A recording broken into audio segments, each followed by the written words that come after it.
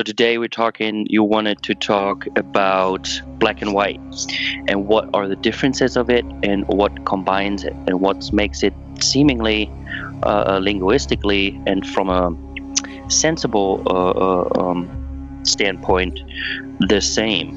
Black and white seem to be the same. It's all about a certain thing that they both have, black and white, and we can show today how through the linguistic and etymological voyage those things come together, and how our senses are being tricked through the words when it seems to be the same root meaning of both the words, black and white. Yeah. Yeah, as usual, it's essentially what so to give context for anyone listening is obviously most people are well aware of what's going on in the world. It's pretty much global worldwide protests and as always ongoing outrage and more like just plain out outright rage being released in the public atmosphere, of course, always around racial tensions being stirred up by the controlling elite of the world. The Elites, the elders of El, always want to pit us against each other through dichotomies and dialectics.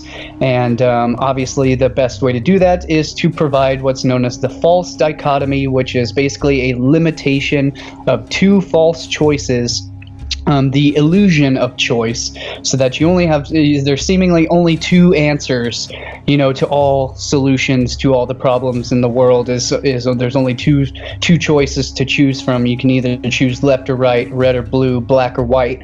The Masonic tracing board of life, of society, of the civilization that has been built by the builders of civilizations, which obviously that tracing board is useful for building structures and for building civilizations, but it's also very useful for controlling those civilizations and controlling the populations who are being moved on that chessboard, just like pawns and like marionettes on a string. So obviously the biggest forms of dichotomy to control is basically every type of dichotomy that's out there. Whether it's race, whether it's gender, whether it's nationality, whether it's obviously even something as trivial as skin tone, which of course people will get offended by that, just trying to trivialize skin or race, because obviously it's not just skin. It goes deeper into the actual genetic history itself. But we want to cover, at least I have wanted to cover, a lot of us who are deeply tapped into this sort of conscious thinking have come across this somewhere along the way, especially in the black community, or if we want. So that's the funny thing. The irony there is we're deconstructing these forms of control, such as using the language of the word black. So we're going to get into the etymology of black, and most of the black community is already well familiar with this, the Moors, and rightfully so. It's most people have no idea where the origins of where especially in the political sphere, like anything that's political being touted as Newspeak, NLP, neuro-linguistic programming, Huxley and Newspeak, Orwellian doublespeak, doublethink, all these dichotomies of control. Obviously, the way they originate is through the manipulation of language, and of course, the language is what paints our perception, because the language isn't. It just derives from our perceptions of the world around us. Sorry, there's a huge, massive bug on my chair behind me. God damn. Well, you said you mentioned the chessboard, and that brings us to it is the oldest game of the elites. It is one of the oldest tools to plan and to show contrasting differences. I mean, look at that a board. You have the black and white checkerboard, of course, but also the figurines are exactly the same, just with the other color, and they can do exactly the same. So it's a mirroring of the light. It's a mirroring of the how things come into reality, and the illusion. The difference is just the illusion of it being different, when the words mean exactly the same. Because and we're going to show that when you go through black and white, it all comes back to this word, to shine. It means to shine. Black as well as white, vice, means to shine. Exactly. That is really interesting, because we are not talking about the actual, coloration or the actual shadow and light. We're talking about what makes the shine. And the difference is simply that black absorbs all of the light, and white reflects all of the light. And it has something to do with the surface, of course, but underneath the surface it's all the same. And there we go. We're already now in the middle of it, where we can, let's just take let's just start with the religions that put a veil on the faces of women, or also on the clothing to hide something, to give an appearance of something, to give a shine of something. We have the nuns, who usually have a white veil, in Christianity, of course, and we have the black veil for the Muslims. Same thing. We're hiding something that is the beauty and the truth beneath the surface. You have to lift the veil to see the actual truth of it, to not be blinded by the light. Exactly. And that's exactly what the controllers do. Is, again, you have the dichotomy there between Christianity and versus Islam. So again, there's that duality of the solar religion of Christianity, which is the solar religion, versus the lunar religion. Again, this corresponds alchemically to, obviously, masculine versus feminine, which gets us back into that similar dichotomy as well. Again, the solar versus the lunar. Again, the black veil versus the white veil. Again, with the black, the Queen of Spades versus the Queen of Hearts. The Oak King versus the Holly King. The Saturn versus the Sun. The same dual, polar opposites of the annual seasonal year that battle and struggle and fight with one another for dominance and supremacy. Which is literally like the energetic engine of exchange that continues to produce anything that operates in a flux like that. What that does is that generates energy. It's literally an energy harvesting perpetual motion machine, essentially, of the political sphere. But let's unless you have somewhere that you were wanting to go, I want to actually just jump right into the actual etymology. And I just have one sentence. We say like night and day, difference like night and day, and there you see how that difference. It's just the light is different. It's the same Earth, but we make it with the language that it's night and day. That it's such a difference, but the difference is really just the shine of it. But let's jump into the etymology. That's true. And obviously, and again, the perspective between day and night is literally just our own perspective from where we are, in physical location.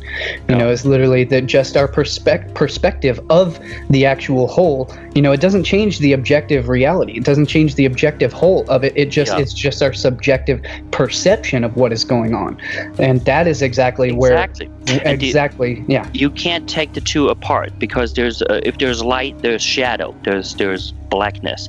If there's a blackness, we cannot see it without light, so to speak. It's but we'll get into that with the edges and the gray a little bit later. Why don't you start with the let's do it. Okay, so so Middle English. So black comes originally, most recently, from Middle English. Black, black, as well as Blake. Blake means black. Old English, from Old English Blake. Black, dark, also ink, from Proto-Germanic black as, meaning burnt. So black as in black ass. Which your black ass means burnt. And again, burnt, charred, meaning again the light of the sun. The more sunlight we receive on our skin, the darker we get, or in other words, the more charred we become, the more burnt essentially our skin tone becomes. Compare Dutch blaken, meaning to burn, Low German black, blackness, black paint, black ink, Old High German blah, meaning black. Possibly from, this is where what I think is highly interesting, from the Proto-Indo-European root, or what some other fringe thinkers simply like to change to Aryan, rather than, they don't like to use Proto-Indo-European, they like to use Aryan. But the original root word of all of this is blech. Yep. And that's what I find so funny about it is black is Blake is bleak which bleak is literally is linked to bleach, and Blake, which is blech, which Proto-Indo-European blech is to burn or to shine. So again, back to that root in Latin flagrare, meaning to burn. Ancient Greek phlos, meaning flame. Sanskrit is that Baharga, meaning radiance. So the radiance, again, the light and the shine and the burning of the shining of the light. And see more at bleach, which I haven't actually traced down to bleach, but yeah. Yep, it's there. I got it somewhere here. So there is two. There is a comparable root in the Aryan Proto-Indo-European, which is Blake. Bhleyg, which also means to shine, burn, scorch, and that obviously already sounds like black, and is a synonym for swart, which is the German word for black is Schwarz. Things like Schwarzkopf, where it's the black head on the advertising. Schwarz means black. Schwa. You have the swan, which comes in black and white. You have all kinds, even shadow. If you take out and just leave the consonants, if you take out the vowels, that is always interesting in the etymologies. Then you get just these which is swart and Schwarz and all these things. Same with a black and pale. Now, if you take out the A and the E, you get bluk and you get pl for pale. And BL to PL, I mean that's the shift of the consonants. Exactly. That is something everybody should make themselves familiar with. How the language the consonant shifts. That's really interesting. It's the key to opening up this whole conundrum. Exactly. Yeah. So the BL and the PL, they are both. So in the actual phonetics is the BL and the PL. They're both plosives, which the plosive, as obviously the root of explosive or implosive. The plosive refers to the sound that is made by the lips coming together and blowing out the air in the sense of b, p, p, p. So we have the root consonants of BL and PL, p and b. Is the same thing. So that's just how you fill in whatever vowels, from language to language, from country to country, but it's ultimately the same bare bones structure of the same root languages. And so again, that gets us back into the root of the black, which is blech, which is bleak. And so bleak, again, this is so essentially for people who have no idea what the hell we're talking about. Black literally means white, people. Okay, so it's a dichotomy. Everyone out there saying Black Lives Matter, Black Lives this, Black that, Black. You're all just saying White Lives Matter. You have no clue. Like, it's all the same fucking thing. It's the same thing, everybody. Like, I know you take such pride in your colors. I mean, everyone takes such pride in the color spectrum, but they're all just the one light. It's all the one light of creation. It's all the same thing. They're variants and shades of the one light of this. It's all physics. It's all nature. It's all cycles of nature. So again, that gets us back to the root of bleach, which we can go a little bit deeper into that, which provides more insights about the light, and specifically the white light and the black light, essentially, which are the same. So I don't know if you want to cover more on that, or if you had somewhere else that you were wanting to venture into. Right. So now that we've established that black as well as white kind of mean shine, I wanted to make clear that shine is not only the physical thing where it shines a light. If you go to German and you put in the word shine, it has a couple meanings, but one of the meanings is the elusiveness or the illusoriness. So like shine means to seem, as scheint so in German means it seems so. So shine and seem is the illusion of it. And that is very important to know, that shine not only means the physical light thing, it also means the illusion of it, like literally. So, shine also means like a banknote. We call it Geldschein, which is, it's a voucher. It's the illusoriness of the illusion of actual money, but it's just a voucher. It's just the illusion of it. Yeah. So there you have it, And you can't make this stuff up. This is where how the words work. Yeah. And for people who aren't aren't well versed on this path of linguistics, is the reason why this is so important. Most people will be like, well, so who the hell cares about German? Well, the reason why it's so important is because literally the English language comes from Germanic. So you have to understand, for the initiate, the neophyte, the person who is just, beginning to coming to this type of information or this type of content, is they have to understand that the Germanic language is foundational for understanding anything modern linguistics, especially in the court, legalese, the court system, is because it originates, Germanic then became Latin, our modern English, so it's highly important. And that's why I find these discussions with you so crucial, and why both you and I just absolutely snowball so much information together, is because you have a great understanding of that aspect, being German as well. So it provides a huge piece, to the puzzle. But of course, for anyone out there, these shows, these listenings go, cross-culturally, worldwide, which is great. So everyone has pieces to add, to the linguistic puzzle, to which, adds pieces to, showing what is actually illuminating, what is shining the light on what is actually going on with all of these things. So it's so foundational, so important, especially with the Germanic insights to add into there. So I just wanted to throw that out, is how important that is to me. Yeah. And another way to show with the German word what the shine and the mirroring and the reflection is about it, so to speak, not the real thing. We have a word for tin in German, which is Blech, B-L-E-C-H. Blech is literally tin, which is a shiny thing that reflects light, gives shine. So there's another connection.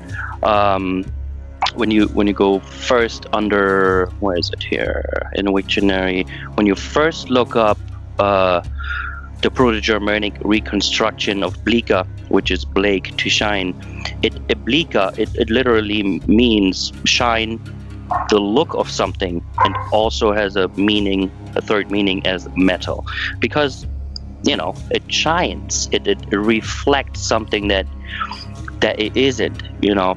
Yeah. Mhm. Yeah, and again, I remember that was something that clicked in my mind when we were discussing this outline earlier on. Was again, we have the alchemical base metals that come into play here, and so of course tin. You have tin, copper, mercury. What was considered quicksilver. Obviously, the most important being lead, which is the densest, which represents the alchemical element of the planet of Saturn, or rather the archetype of Saturn, which is the densest, heaviest base metal. Yeah.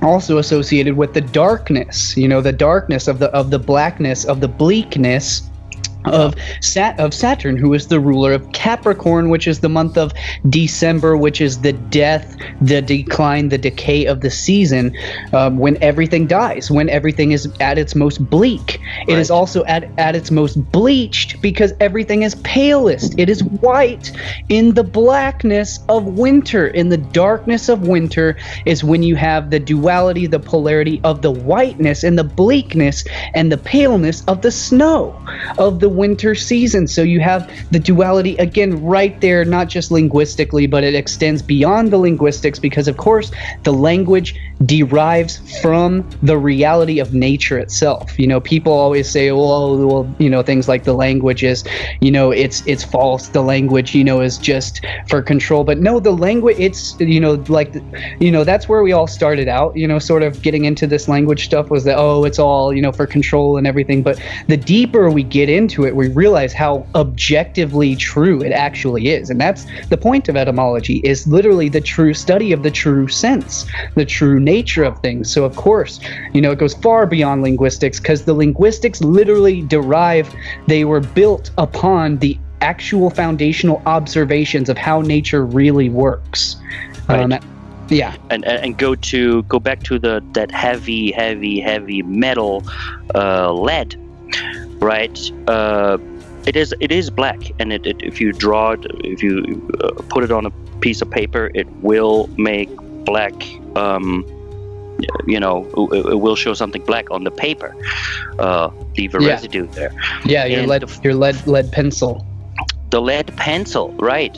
Which in German is Bleistift, because lead in German is Blei, B-L-E-I. So that sounds exactly like pale, like bleak, yes. like Blake. That's yes, exactly. And then you get words, lead. English is so funny because you can write something one way and pronounce it a different way. It means something different, but it's the exact same spelling. Lead and lead, right? Yeah. Yeah. So if you are out in darkness and you don't shine yourself, and you don't know where to go, you don't have no way to go because it's dark, then you need to be led by a leader. Yes. And that's what the goal is here. Keep us in darkness and find the false authority leader that will just make us a army of lead soldiers, and that way we've been over 2 soldiers.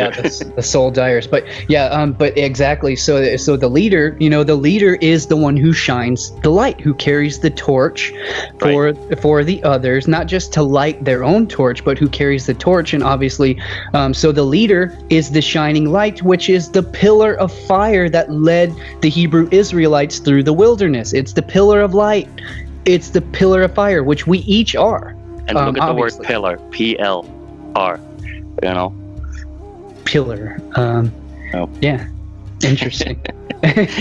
It's all the same. Like, once you get so deep into the language, really everything is the same. Yeah. And really everything that means something also means the opposite, because ultimately everything means the same. It's just a fractionality. It's just a fraction of our thoughts that gets filtered through this thing to make words. Exactly. Right? It's the other way around, from words back to the thoughts. The unpacking of it is so much harder, because it's been you need to defrag it in your brain again, like a computer, like a zip file. You need to take all these things that are in there and blow it up and defrag the whole thing, and it's much bigger than the actual file that gets transported. Same thing. Yeah, exactly. It's how it's how the universal oneness, the wholeness, just simply measures and divides itself. And to measure and divide, it has to demarcate certain things which act as basically as markers to allow us to enable to orient ourselves, not just through time but also through space and also through the evolution of language. It's just how the universal creation divides itself, which is how creation perpetuates, is by continuing complexity, which the way that it evolves complexity is through further division. I mean, that's just how sacred geometry works, which sacred geometry is, that's how this all is. And I mean, we could get deeper into like the actual nuances of the language, but the deeper you do that, the more it just brings you back to the whole, the holistic understanding of how it all, comes to be. So again, the root origins of bleach, of bleak, of Blake, again, the root words of black, variants meaning, bright, shining, glittering, flashing, pale, again, linked to pallid, again, similar to pillar, PLR, pillar, all essentially the same thing, the bright, the shining, the pale light. So again, that brings us back to the essence of white light and black light, or dark light. Again, black light, which is actually ultraviolet light, which is just simply outside of the visible red and blue spectrum, which that's where I would speculate that the Illuminati operate, which is outside of the spectrum of their red and blue dichotomy of, David Icke always goes on about, it's all outside of the visible spectrum of light, all the frequencies of, the reptilians and the Illuminati, they exist beyond the frequencies of visible light. And, so we could, get into that. But obviously, yeah, there is a whole full spectrum outside of the limitations of visible light, which is the red to blue. Beyond that, you have the ultraviolet, which is the purple, which is the essence of how the Illuminati operates. The ultraviolence is how they operate, is by polarizing that light spectrum of red and blue, Republican, Democrat, black and white, Islam and Christianity, and of course, so who's the ones that are immune? Like, where's the other aspect of Abrahamic religions that's not manipulated by Christianity and Islam? Well, that's the Judaism, which is the Saturnian, the stellar, the stellar path, essentially. Even though Saturn isn't actually we could get into that, but that's a whole other thing. But yeah. Yeah, it's really important to note that the colors, the 7 colors of the rainbow, where we get words like separation from sepa, the sevenfold of something all these colors come out of the black and white. Without black and white, without the gray, this what is the word? Schnittstelle is the intersection, the cut surface, the gateway to the colors. It comes on the edges. So if there are all these experiments, and I would encourage everybody to look up Goethe's color spectrum versus Newton's color spectrum. There's some fantastic YouTube videos about that explain the differences with hands-on tests that they're doing, where they shine light through slits over objects, between two objects, and explain how the Newton prism works and how the Goethe color stuff works. Jason Verbelli just uploaded a video about that literally a couple days ago. Oh yeah. I haven't seen it yet. There's one that I was watching, which is called what is it called here? Goethe's Purple Ray. alias monochromatic rays of shadow, which is a really good one. It's just like 17 minutes. Again, Goethe's Purple Ray. That is a good one, which shows it hands-on that when you shine light through a prism onto a surface, of course on the side of the, on the edges you have the black, and on those edges, now when you put an object into the light in the middle of it, which is projected on some white surface, then around the edges where the gray is, there is the colors. That's where the colors come in. The colors come directly out of the gray. The gray births the colors. The edges between black and white is where the colors. On one side you will see the blue tones, the blue-purple tones, and on the other side you will see the red and yellow tones. And that is just fascinating. That something we don't learn in school, that colors work that way, that it literally comes out of the gray. And Goethe says, we wander in the realm of images, because those images, the reality images, come through or appear through something that you put right in front of the light, and on the edges you will then have color appear.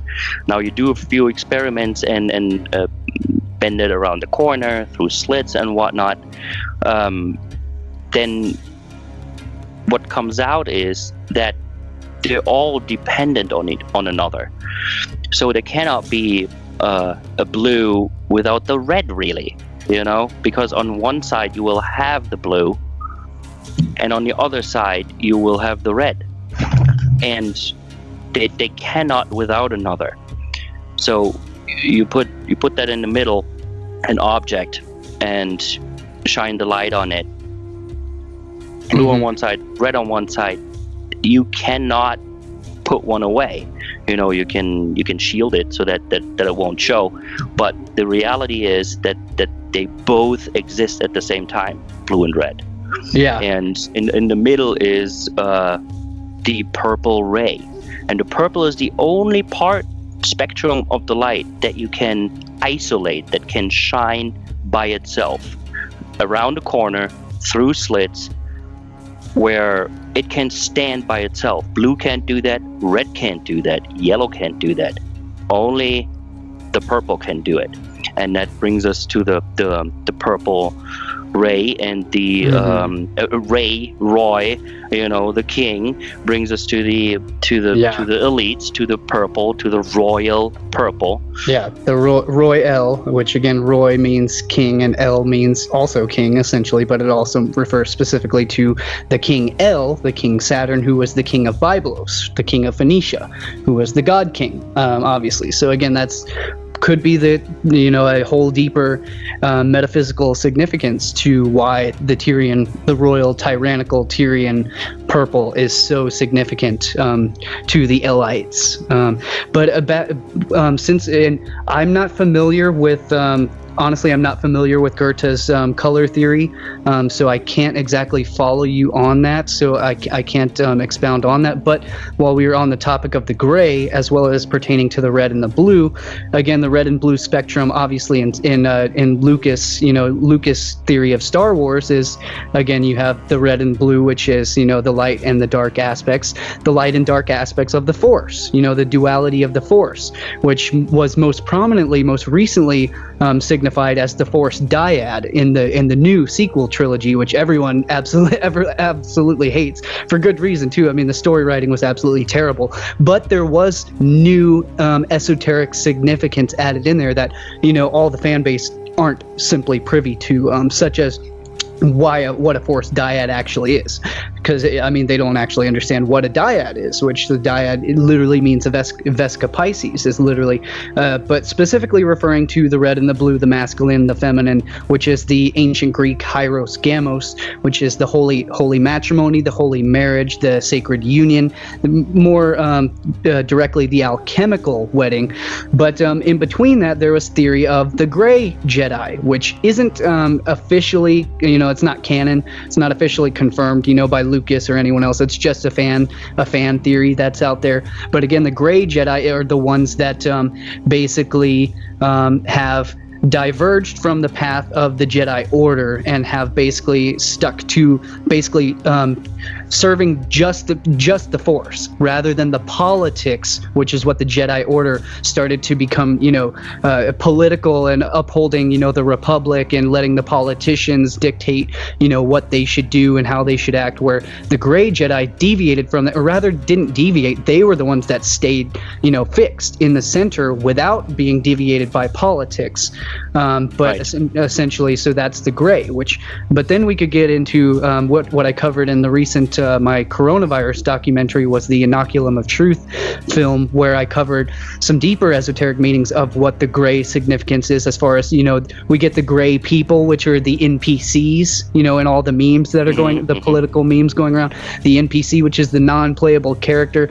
And I threw in several examples of how that is depicted symbolically in Hollywood and in pop culture. We had it in I threw in a hilarious imagery of the Power Rangers. You had the Putty Patrol, who were literally, they were grays. They were the NPCs. They were just like faceless, drones essentially. Then you have the gray ETs, the Zeta Reticuli, which again, it's all about emotionless, lacking humanity, essentially, lacking, morality. Basically morally bankrupt, amorphous, asexual, no sexuality, no, none of these necessary polarizations that essentially that give us character, that make us unique to who we are. The grays are the ones, they're non-playable characters. They're checked out. They're NPC. Many other examples of how that's shown symbolically in Hollywood is anytime they're showing the gray, or in other words, the black and the white imagery, such as another example I showed was the film, what was it, Pleasantville, starring Tobey Maguire and Reese Witherspoon, which was a comedy about, again, there was this perfect, quote unquote, perfect utopian society, but what they lacked was it was depicted in black and white because it represents naivety. It represents nescience. Essentially, the Garden of Eden before they tasted of that bright, vibrant red apple. That allowed them to, illuminate their world basically in Technicolor, essentially, which we could associate to, like the psychedelics or whatever. But so the gray is also the bleak, in that sense. It's the sense of it's bleak because it's, it's essentially, it's apathetic. It's lacking, the true color of life, the true, spectrum, the vivid, perceptions of human nature, of human emotions, though, whether it's volatile or whatever. The elites, the elites want to take us into that, also depicted in the film The Giver, again, was the black and white, and it only came into color once Jonas stopped taking his daily mandatory injections of the serum. Which was essentially, it was a memory and amnesia serum, which was also depicted in the Divergent series of films. So that it just highlights, the color symbolism, the color parapsychology highlights a huge aspect of how, the Satanists and the elites and the social engineers, whatever you want to call them, they're social engineers. They are driving the public discussion via the media, via the visual imagery, via Hollywood, via, the news, everything we read, everything we see, everything we hear, especially on social media, and now taken to the streets. They're the ones driving and controlling the narrative, and they want to take us into a gray state, which was essentially a code word for police state, is the gray state. This. But yeah, I don't know if you want to had something to add on to that. Yeah, I want to just quickly go back to the word purple, because it's also opens up so much stuff. It's amazing. So, you have the PL again, there at the end, PLE, pearl. So that in German we have, of course, we have in English too, the word pure. The pure plane where that purple ray is the pure plane, is the purple. The kings in Germany, when they couldn't get the Tyrian purple, then they're depicted with red, red clothing, crimson, yeah, crimson red, and on the edges, the puffs or whatever you want to call it, they were white with black speckles in there. So the black and white and the red again, and we call that purpur, that kind of red, purpur, because it's such a deep red. But it is the pure plane, and that's what these people not only think they are and moving in, they actually are that, and they're actually moving in that, because they don't accept, a red, and they don't accept a blue. They want to be right in the middle, in between both sides of it. That's why we have, a trans agenda. That's why we have, look at this, look at that, and meet in the middle. A kind of thing, but that's the purity, the same. What they're hiding behind the veil is the purity of something. When you get married, you lift the veil for the first kiss. You see the purity of the bride for the first time, supposedly. And of course, that all plays in there. And the guy is dressed in black. Yeah, true. Yeah, definitely. So of course, the blood, blue and red. And where does it meet? In the capillaries, in the lungs. Exactly, in the lungs, in the heart, the pulmonary. Where the breath comes in, which is God. Breath is God. God comes in, and there it's purple. The exchange of it, and we are taught that from the beginning in school. It starts with sports. And it never stops with the sports, but most of the sports teams have either a blue, just like in politics, or a red kind of color. The differences, and we either knowingly or unknowingly project that to the differences of the political system, left and right, blue and red. Yeah, it represents the polarity, and again, it's through those polarities is how you get those polarities in physics and in nature. Those polarities interact by flux. They flux, so in other words, they switch back and forth. It switches, it fluxes, it pulses, which is the pulse that gives everything animation, which gives it life. And so that's what it's all about. Is about the polarity. I mean, that's what the yin yang is. That's what the in Taoist philosophy. I mean, it's all about. Whereas it's all about the way, the Tao, which is the central. It's the meeting point between the two, and so that same polarity of red and blue, as I covered in the Symbolism Will Be Their Downfall ebook that I wrote, elaborating on that is if you shift that color spectrum just slightly down the color wheel from red to blue, you get their most prominent symbolism, which is orange and purple, or in other words, purple and gold. But it's the same polarity. It's the same primary color polarity as red and blue. It's just shifted down the spectrum, from blue to purple and from red to orange. Or from to orange, which is also amber. So in that sense, orange is also equated to gold because it's amber, and amber is both orange and yellow. It's the mix between orange and yellow, so it's gold. So that's why they were so symbolic of purple and gold, which represents the two main royal elite houses, which were the House of Saxe, Coburg, and Gotha, which is purple, and the House of Royal Dutch House of Orange, which is obviously orange. Or Oranje. Yeah,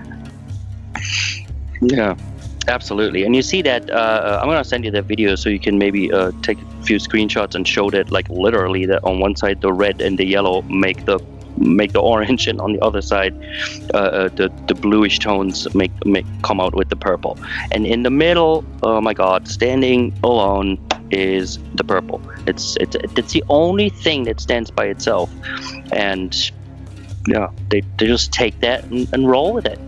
Yeah, I'll have to see that, because honestly I'm not familiar with what you're referring to, so I would definitely have to check that out. To see it for myself, to understand it fully. Right. But let's see what else. I What mean, else do we want to go? knowing all that, of course you can go into so many things from that, because it's really the beginning of our perceived reality is all that. And I just want to encourage everybody to go into that, lose yourself in that research, because you will find an understanding of the world that is just so more wholesome. You get calmer, because you now understand that it's not about pulling left, pulling right, fighting the whole time. If you're in that state on one side, you're always looking at the other side, like in a stadium. The fans of the other team that are your enemies. Yeah. Because they're literally the enemies perceived, but they're just a mirror of what you're doing. They're also just cheering for their color. Exactly. It's nuts. Exactly, just their corner in the boxing ring, which is literally the same meaning of debate, which is Old French débattre, which is to beat down to death. So the debate is about the beat down. So that's exactly the whole polarity. Which again, but the stadium is literally, it's just it's a unified whole that is just divided into two, so that the two can go to battle and to struggle with each other. Which ultimately it's supposed to be about advancement. I mean, and that's what the Olympics are actually very valuable and powerful for, in my understanding, is because it's a genuine, unity and a genuine the true spirit of competition, which is about advancement. It's a game of leapfrog. It's like, I'm going to outdo you this time, but we have mutual respect for, like, damn, that was incredible. And now I either have to put up or shut up. I have to advance. I have to top that. But with the true spirit of respect, for sportsmanship, which is what it really, I mean, that's ultimately what the Olympics, where it comes in, as opposed to, some other, like, lesser rivalries, where they don't have that. They don't have any respect, for the game itself, or for which is the journey of evolution, the journey of advancement. Again, it's all a game. Life is all evolution. It's all a game of leapfrog. We're just leaping ahead of the other one in order so that, then acting as that rung of the ladder that they can then step on to support in order to, to climb higher, to climb further, rather than, debating, which is a beat down to death, but I don't know. Right. I'm just kind of waxing poetic. Right. And, of course, the Olympics start with lighting the fire, carrying the torch, carrying the amber to the light to the darkness, and then out of the black comes the light, comes the illumination, the white, and that is the day. And now we're starting, and here you go. Mm-hmm. Yeah, everything at the origin of Genesis, at the origin of creation, is, again, the light penetrates, it pierces the darkness, the void of the womb, the cosmic womb, and that light is the masculine pillar, the pillar of light, the sperm, the white, which penetrates the darkness of the womb, and it sets forth the motion of God upon the face of the waters, to quote Genesis, essentially, in a true physical, in the actual natural physics sense, is that, the light pierces the darkness, it penetrates the darkness, and thereby divides the darkness, which that division is what literally, the light is literally the spear of destiny. It's the ray of light, the ray which becomes the radius, which becomes the radios, the radius, which is the sun god. So the Ra Deus. Ra is the sun, ancient Egyptian, which is also Re, Ra or Re, and Dios is both two, duality, as well as meaning God, because God is a duality, God is polarity, which is the division, which is the Divi, which is in Hindu Sanskrit Divi, which becomes Devi, which becomes Deva, which is deity. Because a deity is two. We covered this more deeply in my recent Symbols of Power Part 4 film, with symbolically. But so again, that's the radius divides. It sets, so the holistic, all that is the all-encompassing universe, the all-encompassing everything that exists. God itself, is the all-encompassing boundary, the circumference, we have an inference, we have a circumference, which means, circum means circle. Circe, the feminine goddess, Circe, which is the circle, which is the curve, the feminine curves, and the radius is the phallic line that penetrates and it divides that feminine, and that's what sets forth motion upon the face of the waters. That's what, is the spark, the spear of destiny, the spark of light when the sperm penetrates the egg, the ovum, and it creates a spark, a flash of light from the zinc, which creates the spark of life. It's literally the Big Bang, the microcosmic Big Bang inside the womb. That is exactly reflected macrocosmically of the universe itself, the Big Bang, which is referring to the sexual fecundity, the sexual process of creation, and that sets forth, the sacred geometrical division of the cell, which then, becomes the fruit of life. The egg of life becomes the fruit of life, then becomes the seed of life, and, so on and so forth. And that's what creates the geometry that becomes living organisms, that becomes a human being, that we all are, that we all share, that it's no one is outside of this. No one, is more special than this and any other. It's not a competition, other than just to be treated as a respectful, game, not a game that we, yeah. Exactly. Game. There it is. I wanted to jump to game because it is all a game. And, people sometimes ask, so do you think is our life and our reality an illusion and whatnot? And yes, it is. Mm-hmm. It is this, what we just, brought here from the black and white, the colors come. It is an illusion. It is somewhat a fake reality, even though all parts of it are real, but what we see, what we perceive, what we understand through the words, through our, in whatever direction it's pushed in our brain, it is a game. It is a play. And here you have the PL again, so if it's bleak or pale, black or white, weiß, in German weiß, wissen is to know. Ich weiß means I know. So there's another aspect of it. So that reminds me of wise. Wise, yes, wise, wissen, yes, the white beard, the wise, the wizard, the wise crown of the tree. And it also reminds me of vision. What is it? Wissen? Wissen, and then vision, and yes. See, view. If you say a moment of view, you can say Augenblick. Augen is the eye. Blick, B-L-I-C-K, is the view. That flick when you open your eye quickly. That is a blick. If I look at you, ich blicke dich an. Yeah? So blick has to do with the vision and the knowledge of this.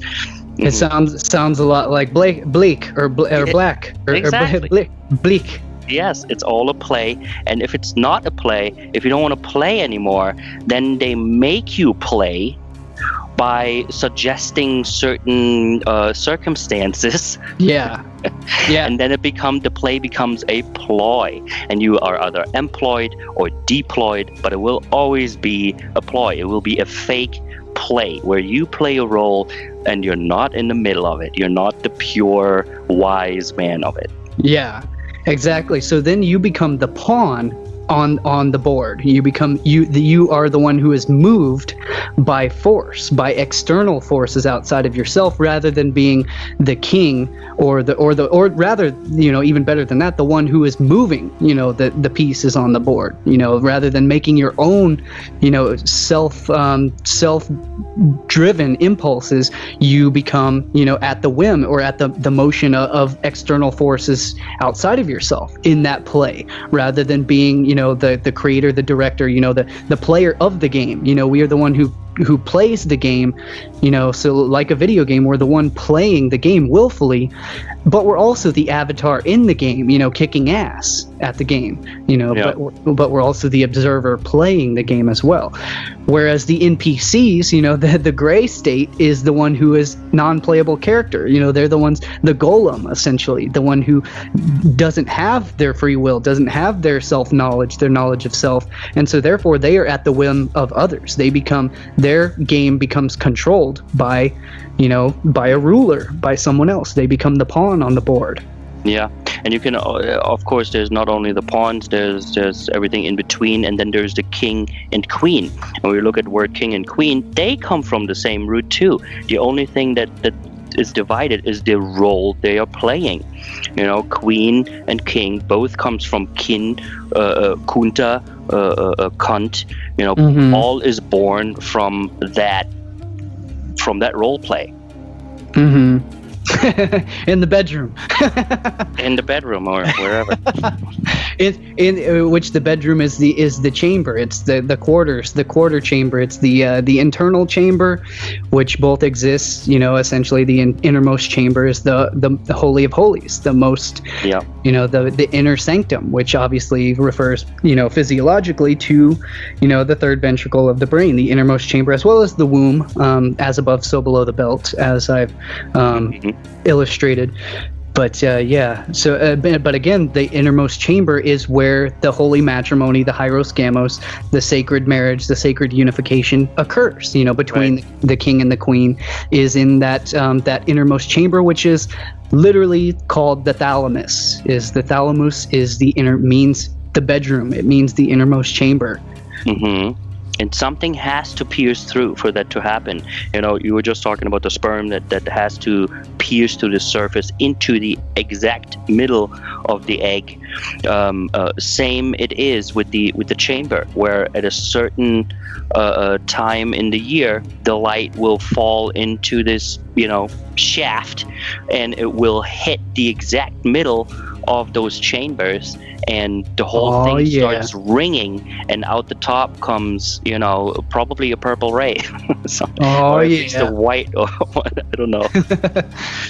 Yeah, that whole sentence that you were explaining, I was just thinking of sex the whole time, because it's the shaft. Yeah, exactly. You know what it is. It's always been that one thing. That reminds me of an episode of It's Always Sunny in Philadelphia, where the play where he's like, "You know what it is, bitch."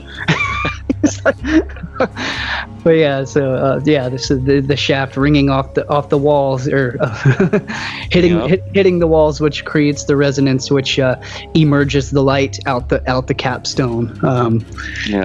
Which exactly. Beaming the ray of light, the radiations, the radius, the radii of the radios. Yeah, and you can even see it in cats. Cats are very, of course, with pyramids and cats. And what do cats do? They purr, and they're piercing through reality with that purr.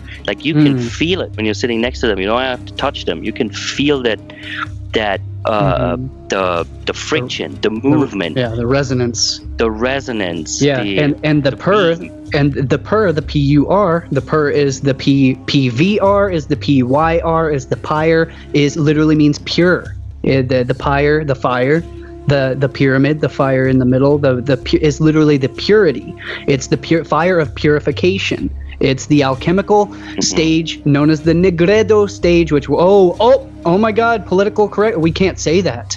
We can't say the ancient alchemical knowledge of physics of the blackening, which is the scorching, which is the scorcher, which is the blackening, which is the essentially the process of burning and purifying the essence, the elemental essence of the body, of the spirit, which liberates the spirit from the body, which so that's the whole essence, the ritual symbolic nature of the true nature of sacrifice, which is about purifying and purging the pure of the pyre, and then you get words like perfection from it. Once it's pure, once it's purified, It is perfect. It stands alone by itself. Doesn't need any adjacent, edges.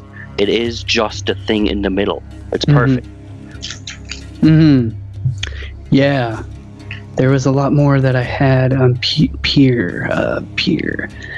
There's a lot more that I have. Literally, that's the whole thread that I was going down in this Immortal Coil basically presentation that I eventually am trying to compile into a book. But so much more about that. But I don't even want to get into that because it'll give too much away too soon. Plus, honestly, I don't have it all ready to go. I mean, off the top it of my just head. keeps going. I mean, we can fill this conversation with so much stuff. Yeah, peer. You just said peer, pure.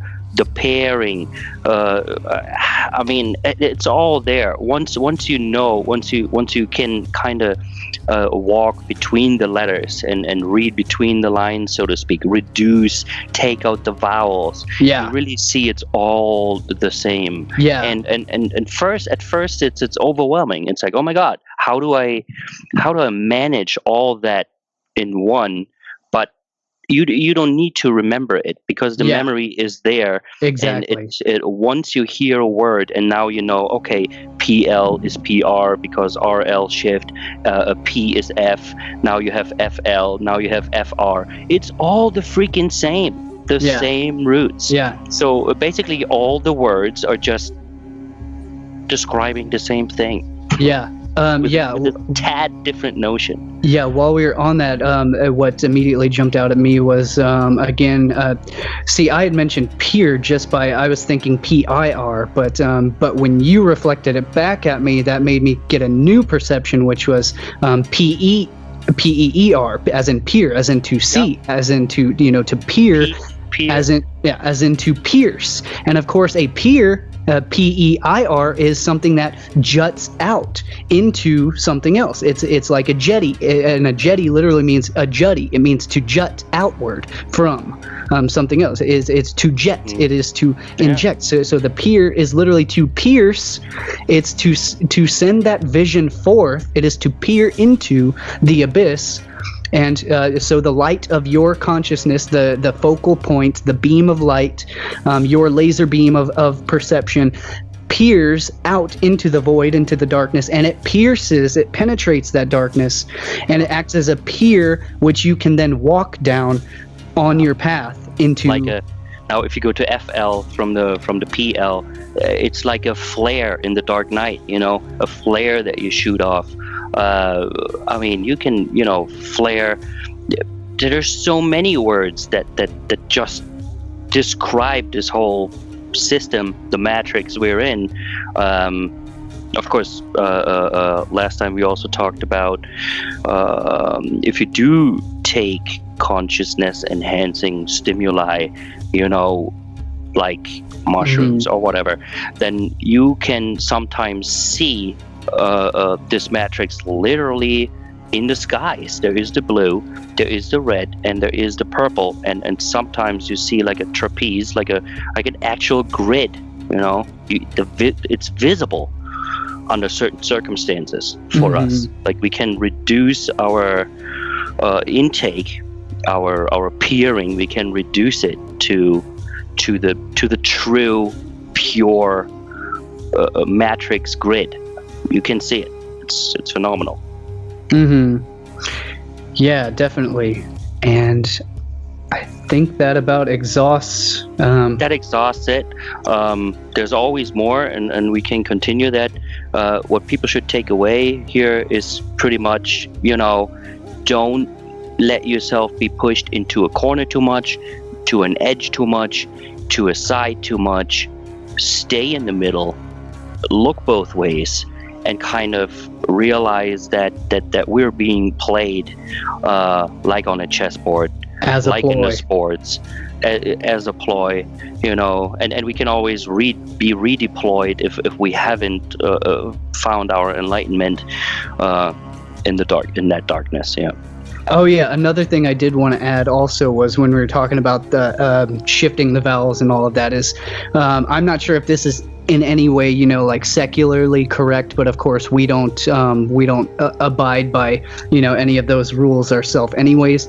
But the way I perceive it through everything I've seen and I've learned is that it's basically the consonants are like, they act like constants. They act like, it acts like the bare bones, like the scaffolding, essentially like the masculine, phallic aspect of language. Whereas the vowels to L are more, the sounds of them, they're more like a filler. If you think of language like as an actual physical structure, that you could see and you could touch and you can feel, is that the consonants are act like the constants that they remain fixed, they remain rigid, and so that's like your structure that you can build linguistic variables off of. But the vowels are interchangeable and they actually fill out the word. They give it the sound that you can actually resonate to. Because you can resonate consonants, like you can resonate M and N, like and all of that,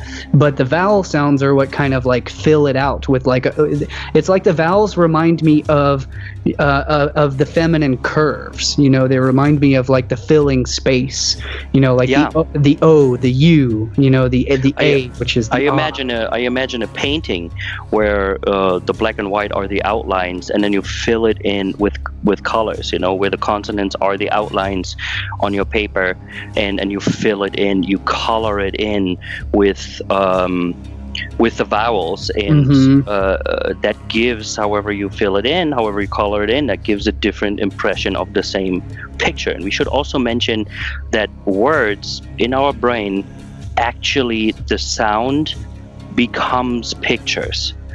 That's how that works in our brain. Language is pictures, but we're trained in different ways how we work through this. If you just take the word orange, some people will see the color, some people will see the fruit, and some people will only literally see the letters written out. Yeah. So those are different stages of how you can color in your reality. Yeah, and that exactly, that gave me an even further realization, was that when painting something, it's the shades, the shading is what we use, known as, it's in photography or in any type of art, it's known as the highlights and the lowlights, or in other words, the shading, the shadow, which is we create that contrast of the image of the painting by either shading it with black or highlighting it with white. Right. And so yeah, that just ties it all back full circle. Again, the essence of the black and white is literally just the same aspect, to paint the same the same holistic image, the same holistic picture. So it's just it's pretty mind-blowing, how much of these contradictions there's literally this is one of the first things I realized and started writing about when I got into language and linguistics, was how it's all just a contradiction. Literally, sometimes even just the letters themselves are contradictions, are contradictory, or rather than contradictory, are polarized. There's a duality within everything. It's the duality within just the evolution of the words is, it's mind-blowing. Especially, when we get into other words like, things like sick or whatever, where it originally was, something meaning ill, where now it's got, we use it as a positive. That was sick. That was incredible. It always means the opposite too, or it can. In most of the words cases, there is some language or some dialect or some slang where the one word, like you just described, means the exact opposite.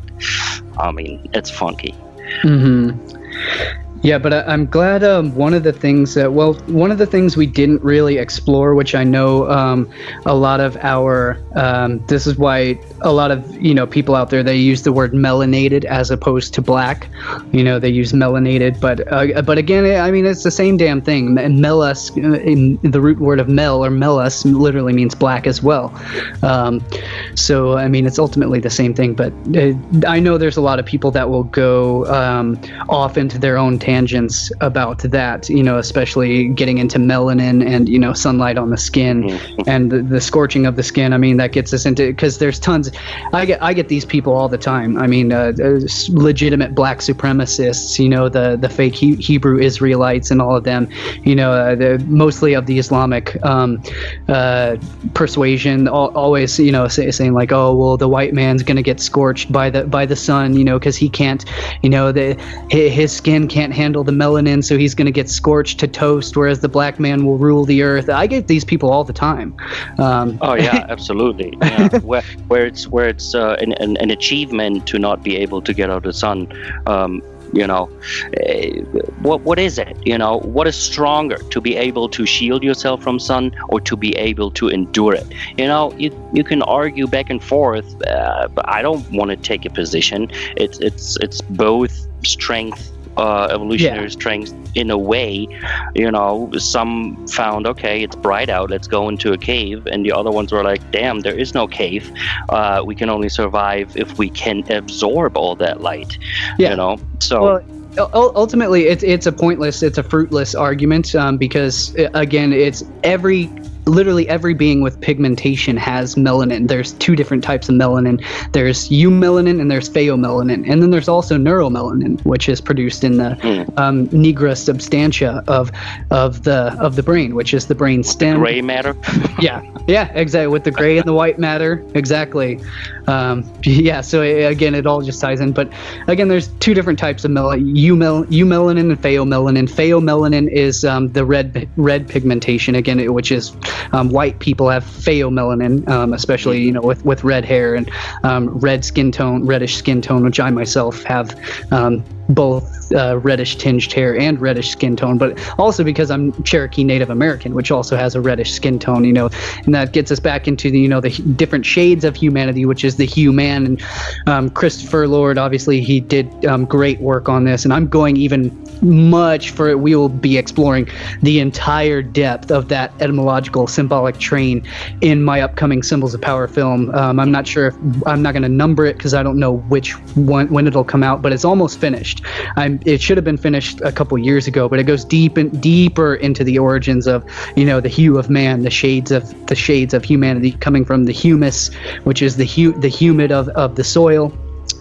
Which is the root word of humor, of humus, referring to the humidity of the soil, which the humor literally means humidity. It means wetness. It means wet, which is why when we laugh, humor makes us soil and wet ourselves.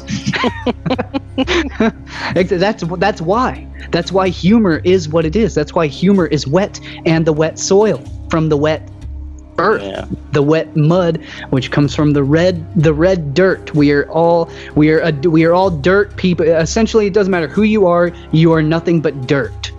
It doesn't matter who we're all just dirt.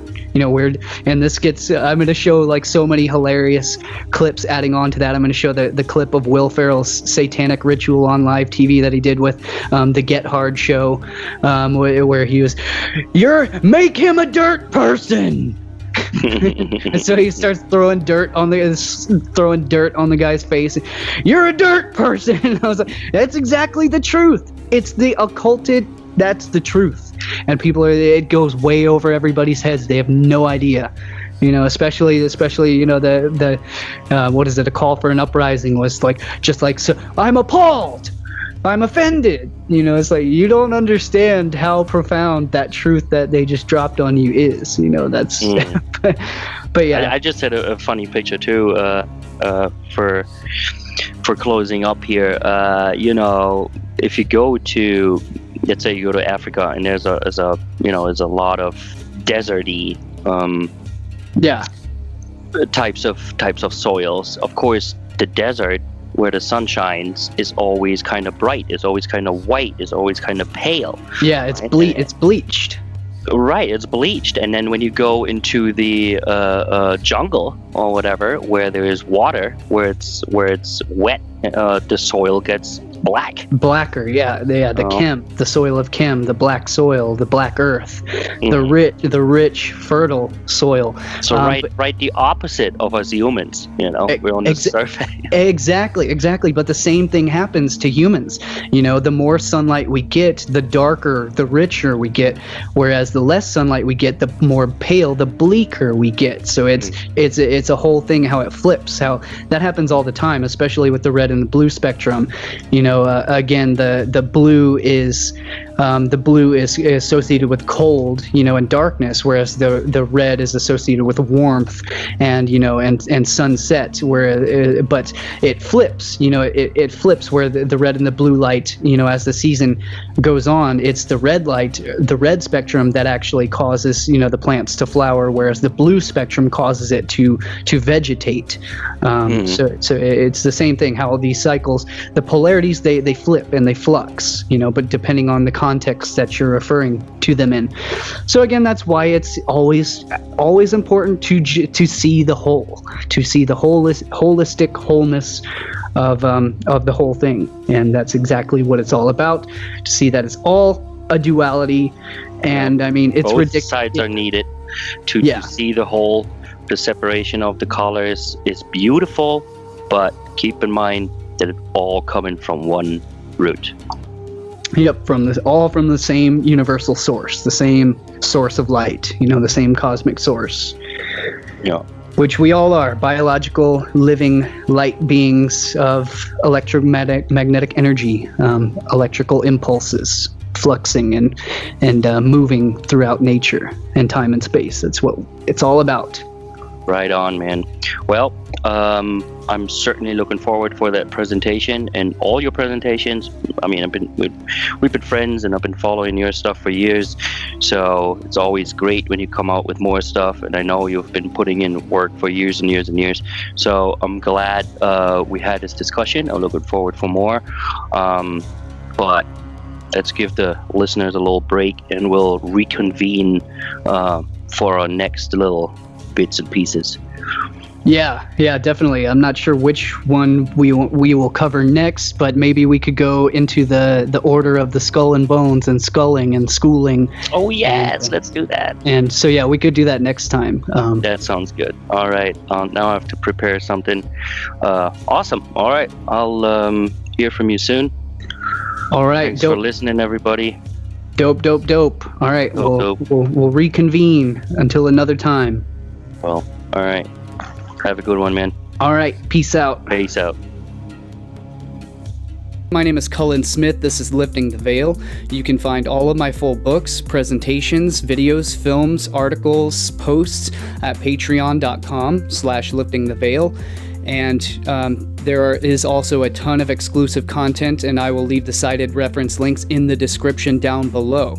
So you can check that out for all of my full content, and I will see you guys in the next video. I rely solely on word of mouth, and the recommended algorithms are not recommending any of my videos or films anymore. My channel has literally been completely restricted, so I rely on your help by sharing my work around if you appreciate it, and leave me your comments. I definitely want to know what you have to share and what you have to think about all of this stuff, and I will see you in the next video.